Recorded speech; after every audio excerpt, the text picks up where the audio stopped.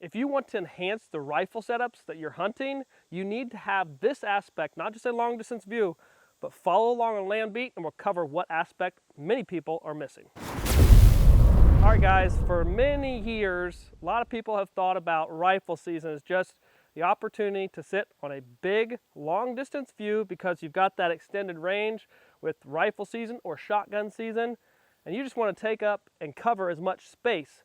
That is important and a good consideration certainly to have if you're choosing to hunt rifle season. And we talk so much through Land Beat on bow hunting content, but one thing that is often missed with rifle season or setups that are specifically for rifle season is the aspect of not only having a long distance view to see and shoot, but also the aspect of quality cover in that long distance view. So a lot of rifle seasons correlate or closely correspond to the rut, right? So Missouri, Kansas a little bit later, but Kentucky, Indiana, Illinois, many other southern states also, those ruts correspond with peak estrus and rutting behavior, right? So that means deer are moving, they're covering a lot of ground, but more specifically, they're doing so in denser cover because does are trying to evade and hide from bucks, right? So we have to keep in mind what deer behavior is actually going on during that time frame.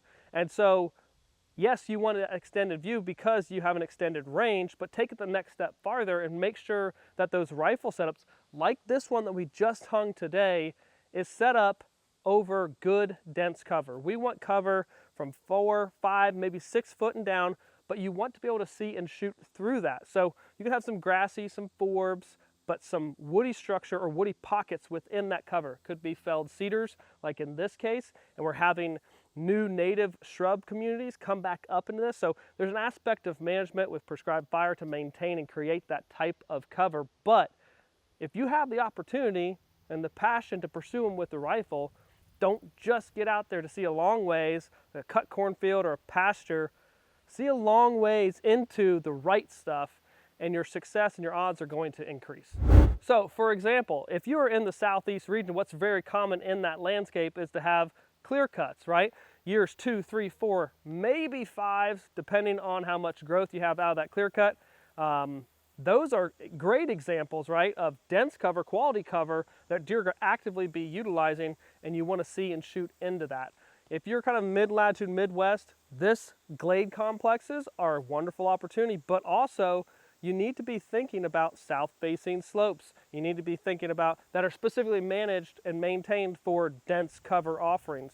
You could think of power line right-of-ways, but generally those are just long and narrow and very well maintained.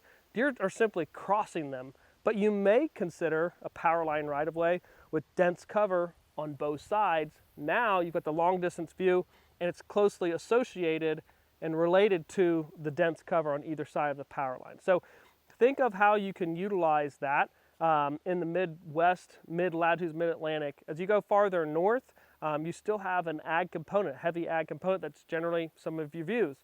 But again, an open field does not have that cover type. So think of things like maybe some of the dense swamps. Maybe you get on a high point to look out across some of the cedar swamps or some of the backwater swamps that a lot of the northern states do have, or bogs. That kind of dense cover is going to hold deer tight, but offers a long distance type view. Use topography, points, elevations, stuff like that to offer those long distance views. But consider not just, do I have 200, 300 yard shot?